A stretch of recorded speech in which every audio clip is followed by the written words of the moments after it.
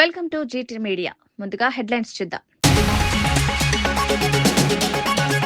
పంచాయతీ ఫలితాలపై హరీష్ రావు వ్యాఖ్యలు. పంచాయతీ ఫలితాలతో కాంగ్రెస్ కంగుతిన్నదన్న హరీష్, ప్రభుత్వ వైఫల్యాలే ఓటమికి కారణమని విమర్శ. గ్రామాల్లో కాంగ్రెస్ పాలనపై అసంతృప్తి వ్యక్తం. ప్రజలు మాటల కంటే పనిని నమ్ముతారన్న హరీష్.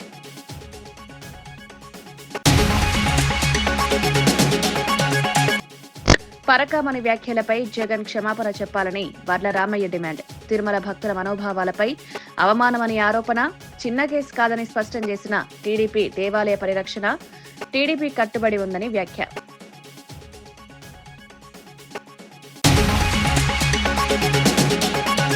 పరామర్శ పేరుతో జగన్ బల ప్రదర్శన చేస్తున్నారన్న రఘురామరాజు.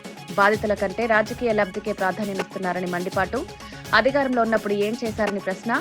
ప్రజలు నాటకాలు కాదు అభివృద్ధి కోరుకుంటున్నారని వెల్లడి.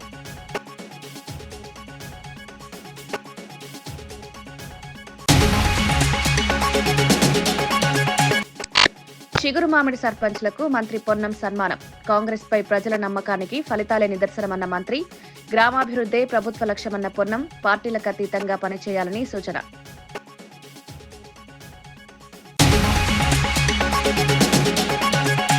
ఉపాధి హామీ పథకం మార్పుపై కేంద్రంపై జగ్గారెడ్డి ఆగ్రహం. గాంధీ నెహ్రూల పేర్లు లేకుండా బీజేపీ కుట్ర చేస్తోందని ఆరోపణ. రాహుల్ గాంధీ ప్రధాని కావడం ఖాయమని ధీమా. అప్పుడు బీజేపీ నేతల పరిస్థితి ఏంటని ప్రశ్న.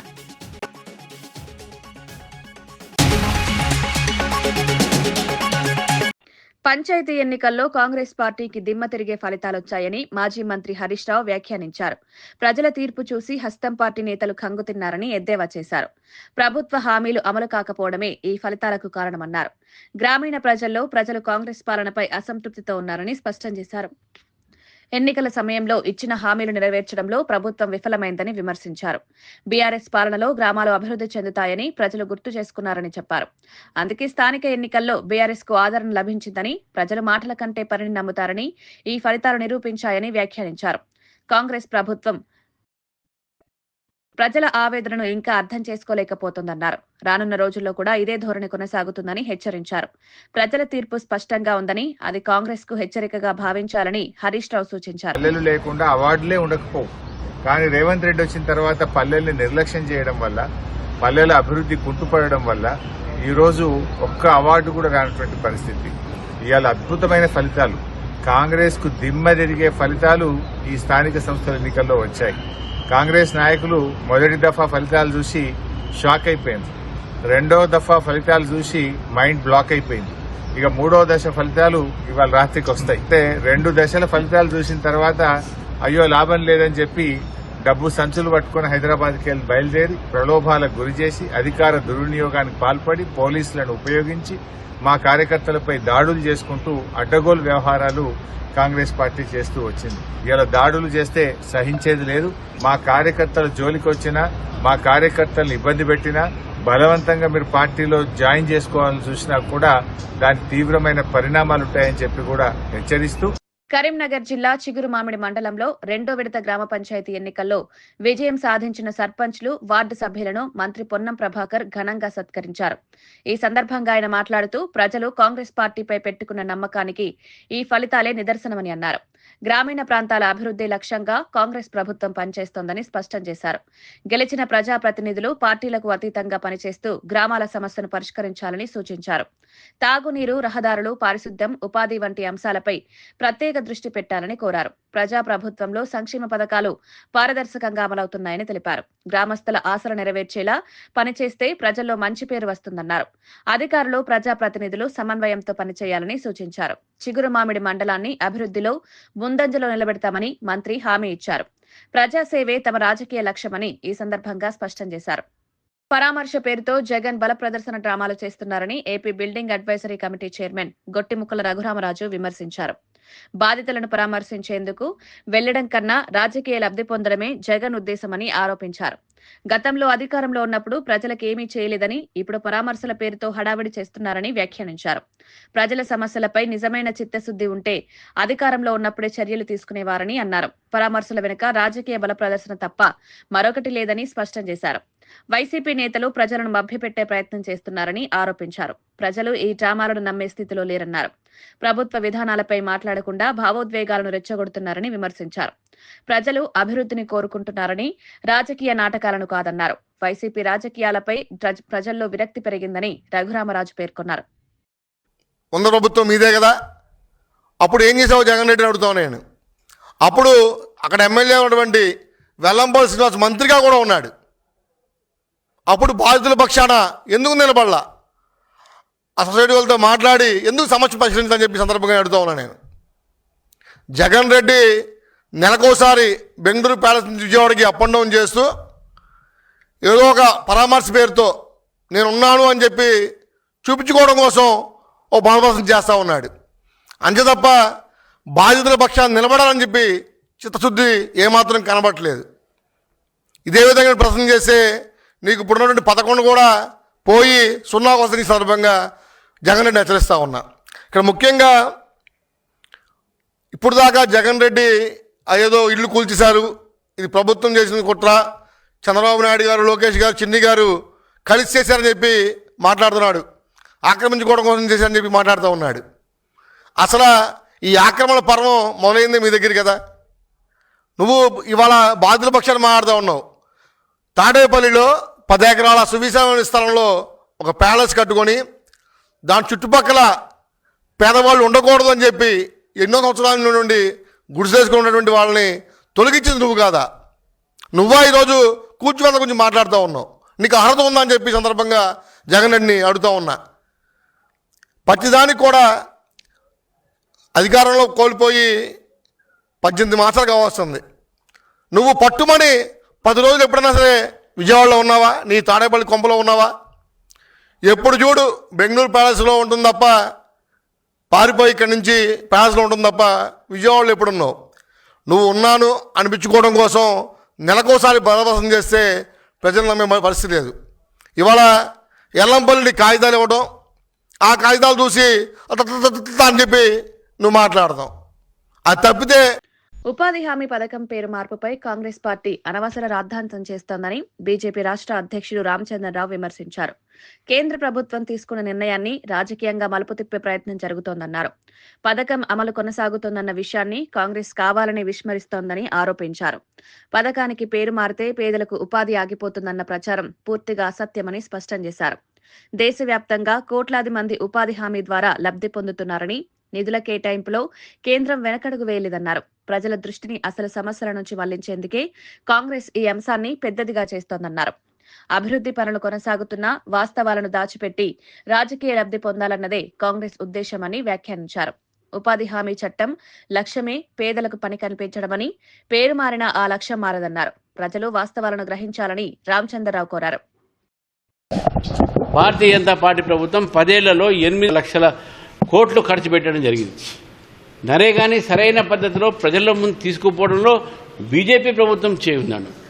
బీజేపీ ప్రభుత్వం చేసింది. ఈరోజు కేవలం ఈ యొక్క కొత్త పథకంలో రామ్ అనే పేరు ఉంది కాబట్టే కాంగ్రెస్ పార్టీ దాన్ని వ్యతిరేకిస్తుంది. నేషనల్ హెరాల్డ్ కేసులో అంట సోనియా గాంధీ గారిని, రాహుల్ గాంధీ గారిని వాళ్ళని తప్పు పట్టలేదంట. వాళ్ళకి బెయిల్లో ఉన్నారండి. వాళ్ళు కేసు కంప్లీట్ కాలే. వాళ్ళు ఎందుకు అబద్ధాలు ప్రచారం చేసి అర్థం కాదే. బీజేపీ ఆఫీస్ ముందు దారుణాలు చేస్తారన్న. ఈ యొక్క ఆఫీసు, పార్టీ ఆఫీసు ముందు దారుణాలు చేస్తే మంచిది కాదు. మెడికల్ కాలేజీల ప్రైవేటీకరణకు వ్యతిరేకంగా వైఎస్ జగన్మోహన్ రెడ్డి పిలుపుతో నిర్వహించిన ప్రజాభిప్రాయ సేకరణలో 1,04,00,000 సంతకాలు సేకరించామని వైఎస్ఆర్సీపీ స్టేట్ కోఆర్డినేటర్ సజ్జల రామకృష్ణారెడ్డి తెలిపారు. ఈ కార్యక్రమం ద్వారా ప్రజలు స్పష్టమైన తీర్పునిచ్చారన్నారు.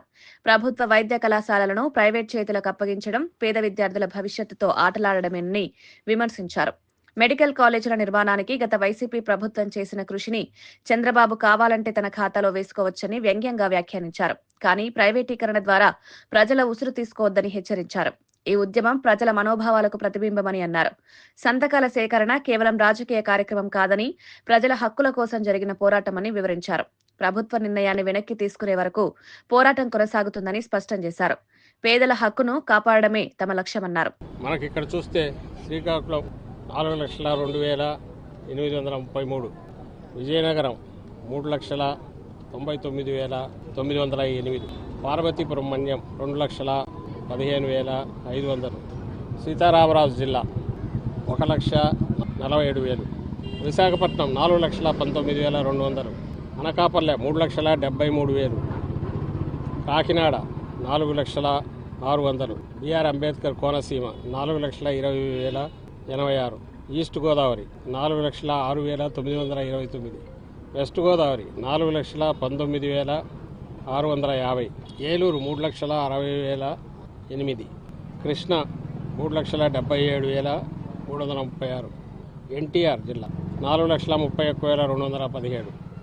గుంటూరు 4,78,059. పల్నాడు 4,31,802. బాపట్ల 3,73,199. ప్రకాశం 5,26,168. నెల్లూరు జిల్లా ఎస్పీఎస్ నెల్లూరు జిల్లా 6,30,040. కర్నూలు జిల్లా 3,98,277. నంద్యాల 4,05,500. అనంతపురం 4,55,840. శ్రీ సత్యసాయి జిల్లా 4,40,358. వైఎస్ఆర్ జిల్లా 4,80,101. అన్నమయ్య జిల్లా 2,60,500. చిత్తూరు జిల్లా 7,22,025. మొత్తం 3,71,136. మిగిలినవి ఇక్కడికి చేరిన సెంట్రల్ ఆఫీస్కు వీళ్ళు తయారు చేసిన 40,000. మొత్తం కూడితే 1,04,11,136 సంతకాలు, నికార్సైన సంతకాలు. రాష్ట్రంలో ప్రజాభిప్రాయ సేకరణలో ఇంత పక్కాగా బ్యాలెట్ బాక్సులు కదా పెట్టి తీసుకున్నట్టు ఓట్లు వేసినట్టే ఇది రాష్ట్ర ప్రజలు తీర్పు ఇచ్చారు.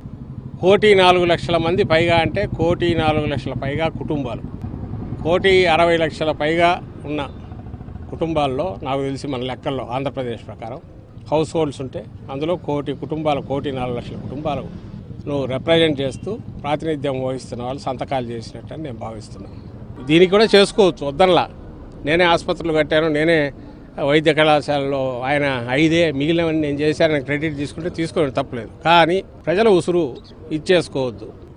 ఇప్పటికే ఆయన తన నిర్ణయం తీసుకొని ఈరోజు ఇంతగా ఉద్యమంలాగా జరిగిన దాని ప్రభుత్వ మెడికల్ కాలేజీలను ప్రైవేటుకు అప్పగించే నిర్ణయానికి వ్యతిరేకంగా వైఎస్ జగన్మోహన్ రెడ్డి నేతృత్వంలో చేపట్టిన 1,00,000 సంతకాల ఉద్యమం పూర్తయిందని మాజీ మంత్రి గుడివాడ అమర్నాథ్ తెలిపారు.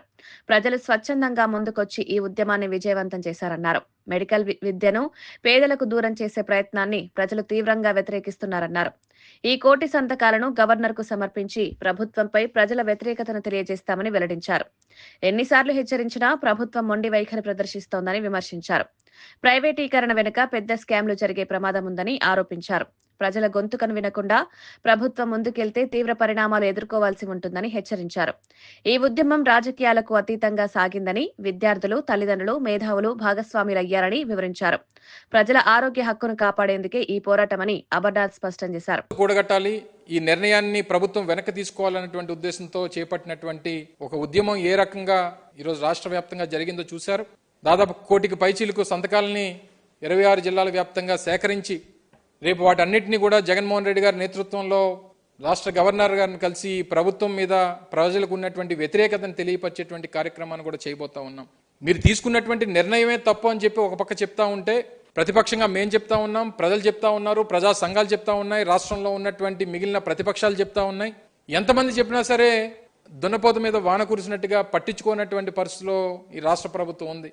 పైపెచ్చు దాన్ని సమర్థించుకునేటువంటి కార్యక్రమం చేస్తూ ఉంది. వారు కరెక్ట్ అన్నారు, వీరు కరెక్ట్ అన్నారు అన్నటువంటి మాటలు ఇంకా తప్పుదోవ పట్టించేటువంటి ప్రయత్నం ప్రభుత్వం చేస్తూ ఉంది. ఏ రకంగా గడిచినటువంటి ఈ కార్యక్రమాన్ని, ఈ ప్రైవేట్ పరం చేసేటువంటి కార్యక్రమాన్ని ఈ ప్రభుత్వం టేకప్ చేసి, ప్రభుత్వం సేకరించినటువంటి భూములు, ప్రభుత్వం నిర్మాణం చేసినటువంటి భవనాలు, ప్రభుత్వం కేటాయించినటువంటి నిధులు ఇప్పటికే కొంత మేర కేటాయించి నిర్మాణాలు ప్రారంభించి భూములు సేకరించి ఆ రోజు జగన్మోహన్ రెడ్డి గారి నాయకత్వంలో ఇవన్నీ తలపెట్టేటువంటి కార్యక్రమం చేస్తే వీటన్నిటిని తీసుకుని గంపగుత్తుగా తీసుకెళ్లి ఒక ప్రైవేట్ వాడి చేతిలో పెట్టాలనేటువంటి కార్యక్రమం చాలా శోచనీయం. ఇది పెద్ద స్కామ్ అనేటువంటి విషయాన్ని కూడా తెలియజేస్తా ఉన్నా. దీనికి తోడు మళ్ళీ 2 సంవత్సరాల పాటు టీచింగ్ స్టాఫ్ అంతటికి కూడా జీతాలు కూడా ప్రభుత్వమే చెల్లిస్తుంది అనేటువంటి మాట కొత్తగా చెప్పడం అనేటువంటిది అంటే ఎంత పెద్ద స్కామ్ కి వీరు ముందుకొచ్చారో, దీని వెనకాతల ఎంత పెద్ద లాలూచి ఉందో అనేటువంటిది కూడా కనబడతా ఉంది. ఒక కాలేజీకి 120 కోట్ల రూపాయలు చెప్పినా 1200 కోట్ల రూపాయలు ప్రైవేట్ వాళ్ళకి మేము చెల్లిస్తాం అనేటువంటి మాట బరితెగించి రాష్ట్ర ప్రభుత్వం చెప్తా ఉందనంటే దీని వెనకాతల ఉన్నటువంటి అంతర్యం ఏమిటో, దీని వెనకాతల ఉన్నటువంటి దీని మీద ఎంత కిక్ బ్యాక్స్ అనేటువంటివి ఈ ప్రభుత్వ పెద్దలు దీని నుంచి తీసుకుంటా ఉన్నారో అనేటువంటిది చాలా క్లియర్ గా అర్థమవుతా ఉంది. ఈ రోజు జరుగుతున్నటువంటి కలెక్టర్స్ కాన్ఫరెన్స్ లో కూడా దాన్ని సమర్థించుకునేటువంటి కార్యక్రమం చేస్తా ఉన్నారు. పీపీపీ అంటే ప్రైవేట్ పరం కాదు. పీపీపీ అంటే ప్రైవేట్ పరం కాకపోతే ఏంటి చెప్పండి? వైద్యం ప్రైవేట్ పరం, ఆరోగ్యశ్రీ బకాయిలు, ఫీజు రీయింబర్స్మెంట్ బకాయిలు, ఎన్నికల్లో ఇచ్చినటువంటి హామీలు బకాయిలు, పైపెచ్చు ఇప్పుడు మాట్లాడుతూ చంద్రబాబు నాయుడు గారు అంటారు ఎంత కష్టపడి పనిచేసినా అవుట్పుట్ రావట్లేదు, ప్రజలు మనం మెచ్చుకుంటారు. ఎందుకు మెచ్చుకుంటారు? మిమ్మల్ని ఏం చేశారని మెచ్చుకుంటారు? వ్యవస్థల్ని ప్రైవేట్ పరం చేయడానికి చేశారని చెప్పి మెచ్చుకుంటారా? లేదా ఇచ్చినటువంటి హామీలు గాలికి వదిలేశారని మెచ్చుకుంటారా? లేదా మీ పబ్లిసిటీ కోసం ప్రభుత్వ ధనాన్ని ఖర్చు పెడుతున్నందుకు మెచ్చుకుంటారా? ప్రభుత్వం చేయాల్సినటువంటి కార్యక్రమాలు ప్రైవేట్ వాళ్ళ చేతిలో పెట్టినందుకు మెచ్చుకుంటారా? మీ మాటలు చూస్తుంటే చివరికి ఇంకా ఇది కూడా నా ప్రభుత్వం కూడా నడపడం నా వల్ల కాదు, ఇది కూడా ఎవరన్నా ప్రైవేట్ వాళ్ళ చేతిలో పెడదాం అనుకునేటువంటి ఆ మాటను కూడా మీరు త్వరలో చెప్పినా ఆశ్చర్యపోయినటువంటి పరిస్థితులు కనబడతా ఉన్నాయి. ఇప్పటికీ 15 డిపార్ట్మెంట్లకి ఈరోజు 17వ తారీఖు నేటికి రాష్ట్రంలో 15 డిపార్ట్మెంట్లకి జీతాలు చెల్లించలేదు. దాదాపు 2,66,000 కోట్ల రూపాయలు అప్పులు చేశారు.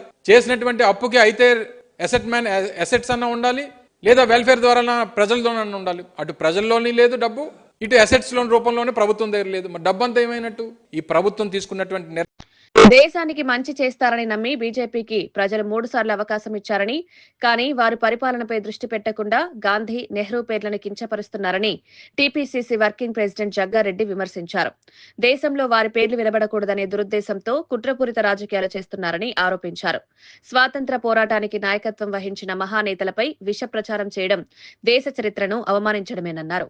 ప్రజా సమస్యలపై మాట్లాడకుండా భావోద్వేగాలతో రాజకీయ లబ్ధి పొందాలని బీజేపీ ప్రయత్నిస్తోందని వ్యాఖ్యానించారు. నిరుద్యోగం, ధరల పెరుగుదల, రైతు సమస్యలపై ప్రభుత్వం మౌనం పాటిస్తోందన్నారు. చరిత్రను మార్చలేని గాంధీ, నెహ్రూలను ప్రజల హృదయాల నుంచి తొలగించడం అసాధ్యమని స్పష్టం చేశారు. ప్రజలు ఈ రాజకీయాలను గమనిస్తున్నారని హెచ్చరించారు. రానున్న రోజుల్లో బీజేపీకి ప్రజలు తగిన గుణపాఠం చెప్తారని ధీమా వ్యక్తం చేశారు. దేశ ఐక్యతను కాపాడేది కాంగ్రెస్ సిద్ధాంతమేనన్నారు. ఎంత నీచమైన పరిపాలన అండి ఇది.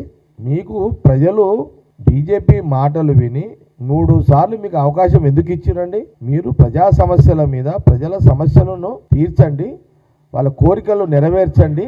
మీ పరిపాలన ద్వారా మీకు 3 సార్లు అవకాశం ఇస్తే మీరు ఏం పని చేస్తున్నారండి? ప్రధానమంత్రి మోడీ గారు, అమిత్ షా గారు, బీజేపీ పార్టీ గవర్నమెంట్, మీరు మహాత్మా గాంధీ గారిని, జవహర్లాల్ నెహ్రూ గారిని, మరి రాహుల్ గాంధీ గారి యొక్క కుటుంబాన్ని టార్గెట్ చేస్తూ మీరు పనిచేస్తున్నారు. అంటే మీ పాలన దేశ ప్రజలు మీకు ఇచ్చింది వీళ్ళని టార్గెట్ చేయడానికే.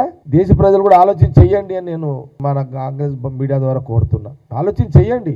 వాళ్ళ త్యాగాలు, వాళ్ళ వయస్సు, ఎన్నో త్యాగం చేసిరండి వాళ్ళు. మహాత్మా గాంధీ వయసు అంతా జైలే కదా, మహాత్మా గాంధీ లైఫ్ అంతా జైలు పాలే కదా. వయసు ఏం వయసు అన్నది అప్పుడు? యవ్వనం వయసులో వాళ్ళ లైఫ్ అంతా. మహాత్మా గాంధీ, జవహర్లాల్ నెహ్రూ, చిన్న వయసులో ఇందిరాగాంధీ గారు ఆ రోజు, అటు ఇటు ఆమె 6 సంవత్సరాలు జైల్లో ఉంది, ఇందిరాగాంధీ గారు కూడా. అరే ఇంత అన్యాయం, దుర్మార్గం ఇది. దేశ ప్రజలు ఆలోచన చేయాలి ఇదంతా.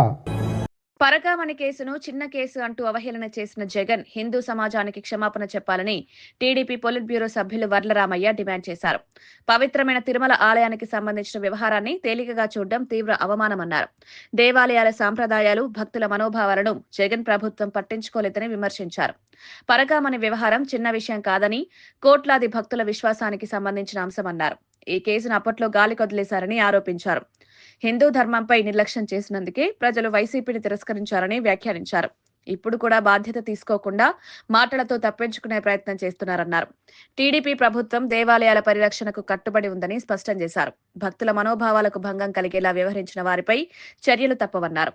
హిందూ సమాజం ఈ విషయాన్ని మర్చిపోవద్దని వర్లరామయ్య హెచ్చరించారు.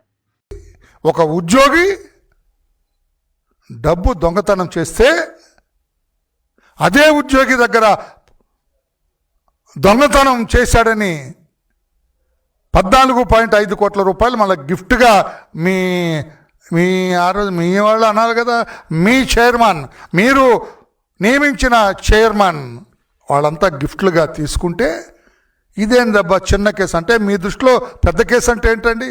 1,00,000 కోట్ల, 43,000 కోట్ల, అంటే 1,000 కోట్లు అయితేనే పెద్ద కేసా? స్వామివారి దేవస్థానంలో జరిగిన ఈ 900 రూపాయల ఈ డాలర్స్ దొంగతనం, కానుకలు లెక్కిస్తూ వాడు కొట్టేసిన విధానం చిన్న కేసా జగన్మోహన్ రెడ్డి గారు? చిన్న కేసు అంటం ద్వారా మీకు తెలుసో తెలీదో మీరు కోట్లాది మంది హైందవ భక్తుల మనోభావాలు దెబ్బతీశారు. తెలుసా మీకు? చిన్న కేసు ఇది అనటం ద్వారా కోట్లాది మంది హైందవ భక్తులు శ్రీ శ్రీ శ్రీ వెంకటేశ్వర స్వామి వారిని ఆరాధించే, నమ్మి ఆయన పట్ల విశ్వాసాన్ని ప్రకటించే కోట్లాది మంది హైందవ భక్తుల మనోభావాల్ని మీరు దెబ్బతీశారు. మీకు తెలుసా? మీరు హోస్ట్లో ఉన్నారా? మీరు పైగా ఇదేందబ్బా చిన్న కేసు. చిన్న కేసు ఏంటి సార్? నిన్న గౌరవ హైకోర్టు ఏం చెప్పింది? ఇది చిన్న ప్రభుత్వ మెడికల్ కాలేజీల ప్రైవేటీకరణకు వ్యతిరేకంగా ప్రజలిచ్చిన కోటి సంతకాలు చంద్రబాబు ప్రభుత్వ పతనానికి పునాదిరాళ్లని వైఎస్ఆర్సీపీ అధికార ప్రతినిధి గోరంట మాధవ్ అన్నారు. జగన్మోహన్ రెడ్డిపై ఉన్న ఈర్ష్య, ద్వేషంతోనే చంద్రబాబు ఈ నిర్ణయం తీసుకున్నారని విమర్శించారు. ప్రైవేటీకరణను తనకు హక్కులా భావిస్తూ ప్రభుత్వం వ్యవహరిస్తోందని ఆరోపించారు. ప్రజల వ్యతిరేకతను స్పష్టంగా తెలియజేస్తున్నా ప్రభుత్వం పట్టించుకోవడం లేదన్నారు. మెడికల్ కాలేజ్ ప్రైవేటీకి అప్పగిస్తే పేద విద్యార్థులకు వైద్య విద్య అందని ద్రాక్ష అవుతుందని హెచ్చరించారు. ఈ నిర్ణయాన్ని వెంటనే వెనక్కి తీసుకోవాలని డిమాండ్ చేశారు. వైఎస్ఆర్సీపీ ఈ అంశంపై రాజీ లేని పోరాటం చేస్తుందని తెలిపారు. ప్రజల మద్దతుతోనే ఈ ఉద్యమం ఇంత భారీ స్థాయికి చేరిందన్నారు. ప్రజల ఆకాంక్షలను వ్యతిరేకంగా పాలన జరిగితే ప్రభుత్వానికి గుణపాఠం తప్పదని స్పష్టం చేశారు. ప్రజల ఆరోగ్య హక్కుల పరిరక్షణే తమ లక్ష్యమన్నారు. మీరు ఒక మెడికల్ కళాశాలకు భూమిని ప్రభుత్వం ఇచ్చింది, బిల్డింగ్లను ప్రభుత్వం కట్టింది, అందులో స్టాఫ్ ప్రభుత్వం నియమించింది, వారికి జీతాలను కూడా ప్రభుత్వమే ఇస్తే దాన్ని తీసుకుని పోయి అత్త సొమ్మును అల్లుడు దానం చేసినట్లు ఆ మెడికల్ కళాశాలలను నీ బినామీలకు దాన్ని నన్ను తెగ నమ్ముకుంటున్నావు. ఇది ప్రజలందరూ కూడా గమనిస్తున్నారు. నువ్వు ఇది జాగ్రత్తగా నువ్వు మైండ్లో పెట్టుకోవాలనేది కూడా నేను తెలియజేస్తున్నాను. అదే కాకుండా ఆ మెడికల్ కళాశాలలకు సంబంధించిన భూములు ఏవైతే ఉన్నావో 50 ఎకరాల భూములను ఒక్కొక్క మెడికల్ కాలేజీకి 50 ఎకరాల భూమిని ఎకరా 100 రూపాయలకంట. టీ తాగితే కూడా ఒక టీ 100 రూపాయలకు రావటం లేదు. భూమి నిన్ను చూస్తే పక్కున నవ్వుతుంది. ఎందుకురా నన్ను 100 రూపాయలకు అమ్మి పడేస్తున్నావు, నన్ను అంత హేళన చేస్తున్నావు అనేది కూడా ఈ సందర్భంగా తెలియజేస్తున్నాను. ఇది ఒక స్కామ్ అయితే ఇంకో రెండో స్కామ్ దీంట్లో మనం బాగా గమనించాలా. 2 సంవత్సరాల పాటు బిల్డింగ్లు మనది, భూమి మనది, జీతాలు మనవి, ఇవన్నీ ఇచ్చేది కాకుండా 2 సంవత్సరాలు వాళ్లకు ఆ స్టాఫ్ కు ఆ మెడికల్ కళాశాలలకు జీతాలను కూడా ఈయననే ఇస్తాడంట. నెలకు ఒక కళాశాలకు మినిమం 5 కోట్ల నుంచి 6 కోట్ల రూపాయలు ఖర్చు అవుతుంది. అట్లా ఒక సంవత్సర కాలం 60 నుంచి 70 కోట్లు. 2 సంవత్సరాల కాలానికి 120 కోట్ల నుంచి 140 కోట్ల రూపాయలు ఒక్క కళాశాల పైన ప్రభుత్వము ప్రజల సొమ్మును పెట్టాల్సిన పరిస్థితి ఏర్పడుతుంది. ఇట్లా 17 మెడికల్ కాలేజీలకు పార్టీ ఫిరాయింపుల అంశంలో స్పీకర్ ఇచ్చిన తీర్పు పూర్తిగా అప్రజాస్వామికమని బీఆర్ఎస్ ఎమ్మెల్యే డాక్టర్ సంజయ్ తీవ్ర విమర్శలు చేశారు. కాంగ్రెస్ ఎమ్మెల్యేలతో కలిసి ఎందుకు కూర్చున్నారని ప్రశ్నిస్తే బాత్రూం దగ్గరగా ఉందని సమాధానం చెప్పేంత దయనీయ స్థితిలో ఫిరాయించిన నేతలున్నారని ఎద్దేవా చేశారు. అనర్హత వేటుపై స్పీకర్ ఇచ్చిన తీర్పు జూబ్లీహిల్స్ ప్యాలెస్ లోనే తయారైందని ఆరోపించారు. ఆర్డర్ కాపీని తమకివ్వలేదని, ఎందుకంటే ఆ తీర్పు రేవంత్ రెడ్డి ఆదేశాల మేరకే తయారైందని వ్యాఖ్యానించారు. రాజ్యాంగ విలువలను తుంగలో తొక్కుతూ స్పీకర్ వ్యవహరించారని మండిపడ్డారు. ప్రజలిచ్చిన తీర్పును వక్రీకరించే ప్రయత్నమే ఈ నిర్ణయమన్నారు. ప్రజాస్వామ్య వ్యవస్థపై కాంగ్రెస్ దాడి చేస్తోందని ఆరోపించారు. న్యాయస్థానాల్లో ఈ అంశాన్ని తేల్చుకుంటామని స్పష్టం చేశారు. ప్రజలే చివరి తీర్పు ఇస్తారని డాక్టర్ సంజయ్ ధీమా వ్యక్తం చేశారు. ఎందుకు కూర్చున్నారు ట్రెజరీ బెంచెస్ లో? మీరు కూర్చోవాల్సింది అపోజిషన్ బెంచెస్ లో కదా. అంటే మాకు టాయిలెట్ దగ్గర ఉంటుందని కూర్చున్నామని చెప్పిన దౌర్భాగ్యమైన పరిస్థితుల్లో ఎమ్మెల్యేలు ఉన్నారు. ఎందుకు ఇంకా వాళ్ళు ఇంట్లో ఏం మొహం పెట్టి చూపెట్టుకుంటారుగా? వాళ్ళు పోయి వాళ్ళ ప్రజలకు ఏం మొహం పెట్టి చూపెట్టుకుంటారు? వాళ్ళ పిల్లలకి ఏం జవాబు చెప్తారు? వీళ్ళు అంత దరిద్రమైన పరిస్థితిలో ఉంది. మా ఎమ్మెల్యే గారు లోపల మీటింగ్ లో ఆ ఆర్డర్స్ కాపీ ఆర్డర్స్ అడిగితే ఇప్పుడే వారున్న రూల్ బుక్ చెప్పినారు, రాజ్యాంగం ఏం చెప్తుందో చెప్పినారు. అయినా కూడా కనీసం ఆర్డర్ కాపీ ఇవ్వలేకపోయినారు. అంటే ఏం చెప్తా ఉంది? ఈ ఆర్డర్ కాపీ స్పీకర్ గారు తయారు చేయలేదు. ఈ order copy Jubilee hills palace లో తయారైంది. ఎందుకంటే ఈ జూబ్లీ హిల్స్ ప్యాలెస్ రాజు ఎప్పుడో జడ్జిమెంట్ ఇచ్చినాడు. ఏమీ కాదు, 10 మంది పార్టీ మారినా సుప్రీంకోర్టు ఏం చేయలేదు, రాజ్యాంగం ఏం చేయలేదు, ఎవరు కూడా ఏం పీకలేరు. నన్ను మీరేమీ భయపడొద్దు, మిమ్మల్ని కాపాడాల్సిన బాధ్యత నాది. ఈ రాజ్యాంగం నా ముందర ఏం పనిచేయదని డైరెక్ట్ మన జూబ్లీ హిల్స్ ప్యాలెస్ సంబంధించిన రాజుగారు ఎప్పుడో జడ్జిమెంట్ ఇచ్చినారు. ఇవాళ అదే జడ్జిమెంట్ మా మంచి స్పీకర్ గారికి చేతికి పెడితే ఆ స్పీకర్ గారు చదివినారు, వెళ్ళిపోయినారు. స్పీకర్ గారు తీసుకున్న డిసిషన్ కాదు ఇది. ఈ డిసిషన్ ఏదైతే ఉందో ఇవాళ ఎందుకు చెప్తా ఉన్నానంటే ఆఖరికి ఆర్డర్ కాపీ కూడా మాకు ఇవ్వలేదు. ఎందుకంటే అది రాజుగారి చేతి రైటింగ్ లో ఉంది. దాన్ని మనం మార్చాలి. వాళ్ళు రాజుగారి చేతి రైటింగ్ లో, రాజుగారు ఎవరు తెలుసు మీ అందరికీ, జూబ్లీ హిల్స్ ప్యాలెస్ రాజుగారు అంటే మన ముఖ్యమంత్రి రేవంత్ రెడ్డి గారి చేతి రైటింగ్ లో ఉంది. కాబట్టి కనీసం పిటిషనర్లకు ఆర్డర్ కాపీ కూడా ఇవ్వలేదు. ఇంత దారుణమైన పరిస్థితిలో మన రాష్ట్ర ప్రభుత్వం నడుస్తా ఉంది. స్పీకర్ తీసుకున్న నిర్ణయం ప్రజాస్వామ్యానికి గొడ్డలి పెట్టుతో సమానమని మాజీ ఎంపీ వినోద్ బోయినపల్లి విమర్శించారు. స్వయంగా ఎమ్మెల్యేలు పార్టీ మారినట్లు అంగీకరించినా స్పీకర్ మాత్రం పార్టీ మారలేదని చెప్పడం ఎంతవరకు సమంజసమని ప్రశ్నించారు. రాజ్యాంగంలోని 10వ షెడ్యూల్ నీరుగార్చేలా ఈ తీరు ఉందన్నారు. పార్టీ ఫిరాయింపుల చట్టాన్ని తెచ్చిన రాజీవ్ గాంధీ పేరును కూడా ఈ తీర్పు అవమానించిందని వ్యాఖ్యానించారు. పార్టీ ఫిరాయించినా స్పీకర్ వద్ద అబద్దం చెప్తే సరిపోతుందన్న సందేశం ఈ నిర్ణయంతో దేశానికి వెళ్లిందన్నారు. కాంగ్రెస్ పార్టీ తెచ్చిన చట్టాన్ని కాంగ్రెస్ పార్టీ చంపేసిందని ఆరోపించారు. పార్టీ ఫిరాయింపులపై ప్రత్యేక చట్టం తీసుకురావాలని పార్లమెంట్ను డిమాండ్ చేశారు. ప్రజాస్వామ్య వ్యవస్థను కాపాడాలంటే స్పీకర్ వ్యవహారంపై జాతీయ స్థాయిలో చర్చ జరగాలని కోరారు. ఈ తీర్పుతో ప్రజల్లో నమ్మకం దెబ్బతిందన్నారు. బీఆర్ఎస్ ఈ అంశంపై పోరాటం కొనసాగిస్తుందని వినోద్ స్పష్టం చేశారు. తెలంగాణ రాష్ట్ర శాసనసభ స్పీకర్ గడ్డం ప్రసాద్ గారు ఈ రోజు ఇచ్చినటువంటి తీర్పు కాంగ్రెస్ పార్టీ నాయకురాలు సోనియా గాంధీ గారి భర్త రాజీవ్ గాంధీ గారు తీసుకొచ్చినటువంటి చట్టం, పార్టీ ఫిరాయింపుల చట్టం, 10వ షెడ్యూల్ రాజ్యాంగం. దీన్ని ఇదొక పనికిమాలిన చట్టం అని చెప్పి మళ్ళీ ఇదే కాంగ్రెస్ పార్టీ ఇలా దేశ ప్రజలకు చెప్పింది. పార్టీ ఫిరాయించొచ్చు, స్పీకర్ దగ్గర నేను ఫిరాయించలేదని చెప్తే సరిపోతుంది అని చెప్పి ఇలా ప్రసాద్ గారి తీర్పు, స్పీకర్ గారి తీర్పు. అంటే పార్టీ ఫిరాయింపుల చట్టాన్ని నీరుగార్చడం కాదు, అది పనికిమాలిన చట్టం అని చెప్పి ఇలా కాంగ్రెస్ పార్టీ చెప్పింది. కాంగ్రెస్ పార్టీ తెచ్చిన చట్టాన్ని కాంగ్రెస్ పార్టీ చంపేసింది. వార్తలు ముగించే ముందు ముఖ్యాంశాలు మరోసారి. పంచాయతీ ఫలితాలపై హరీష్ రావు వ్యాఖ్యలు. పంచాయతీ ఫలితాలతో కాంగ్రెస్ కంగుతిన్నదన్న హరీష్, ప్రభుత్వ వైఫల్యాలే ఓటమికి కారణమని విమర్శ. గ్రామాల్లో కాంగ్రెస్ పాలనపై అసంతృప్తి వ్యక్తం. ప్రజలు మాటల కంటే పనిని నమ్ముతారన్న హరీష్.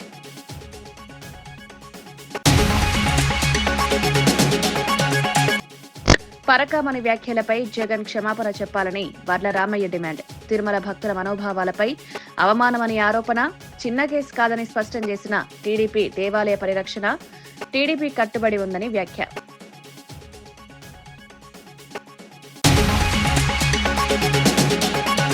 పరామర్శ పేరుతో జగన్ బల ప్రదర్శన చేస్తున్నారన్న రఘురామరాజు. బాధితుల కంటే రాజకీయ లబ్ధికే ప్రాధాన్యమిస్తున్నారని మండిపాటు.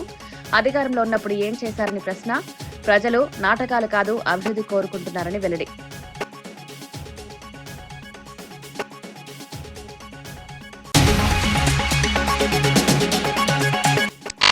చిగురు మామిడి సర్పంచ్లకు మంత్రి పొన్నం సన్మానం. కాంగ్రెస్ పై ప్రజల నమ్మకానికి ఫలితాలే నిదర్శనమన్న మంత్రి.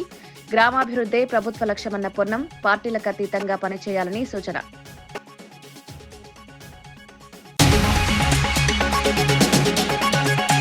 ఉపాధి హామీ పథకం మార్పుపై కేంద్రంపై జగ్గారెడ్డి ఆగ్రహం. గాంధీ నెహ్రూల పేర్లు లేకుండా బీజేపీ కుట్ర చేస్తోందని ఆరోపణ. రాహుల్ గాంధీ ప్రధాని కావడం ఖాయమని ధీమా. అప్పుడు బీజేపీ నేతల పరిస్థితి ఏంటని ప్రశ్న.